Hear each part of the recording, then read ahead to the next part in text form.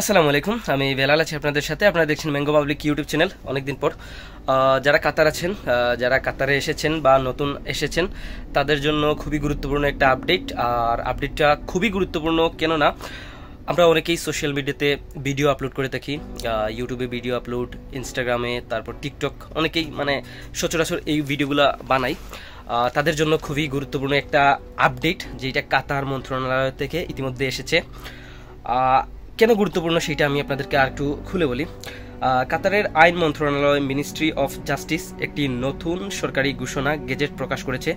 এতে 2014 সালের সাইবার অপরাধ প্রতিরোধ আইন কিছু নতুন নিয়ম যোগ করা হয়েছে, যেটি আমির অনুমোদন করেছেন, যেটা তাদের সরকার, কাতার সরকার ইতিমধ্যে অনুমোদন করেছেন।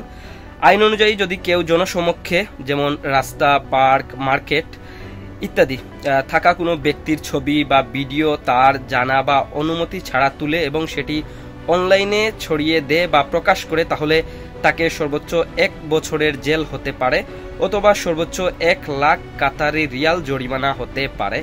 এই দুইটির যে কোনো একটি উভয় শাস্তি হতে পারে। অর্থাৎ এখন থেকে কাউকে না জানিয়ে ছবি বা ভিডিও তুলে অনলাইন শেয়ার করলে তা শাস্তিযোগ্য অপরাধ হতে পারে, যেটা ইতিমধ্যে কাতার সরকার ঘোষণা করেছে। 1 লাখ রিয়াল জরিমানা এবং 1 বছরের শাস্তি হতে পারে। তো এখন আমরা যারা সোশ্যাল মিডিয়ায় ভিডিও আপলোড করে থাকি, ইউটিউবে রিলস, ফেসবুক রিলস, তারপর টিকটক বানাই, আমরা অবশ্যই বিভিন্ন প্লেসে যাই। সুন্দর প্লেসে যাওয়ার পর আমরা টিকটক বানাই। যদি কেউ আমাদের ভিডিওতে আসে, তাহলে ও যদি ক্লেম করে বা এইটা যদি তারা কোনোভাবে বুঝতে পারে, তাহলে আমাদের একটা শাস্তি হবে, যেটা 1 বছরের জেল হতে পারে অথবা 1 লাখ রিয়াল জরিমানা হতে পারে।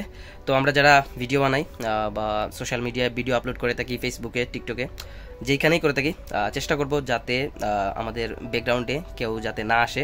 দেখা হচ্ছে নতুন কোনো ভিডিওতে। ভালো থাকবেন, সুস্থ থাকবেন। আর অবশ্যই ভিডিওটা খুবই ইম্পর্টেন্ট, একটু চেষ্টা করবেন যে সবার সাথে শেয়ার করার, কারণ আপনার একটা শেয়ারে হয়তো কেউ না কেউ এই জিনিসটা জানতে পারে।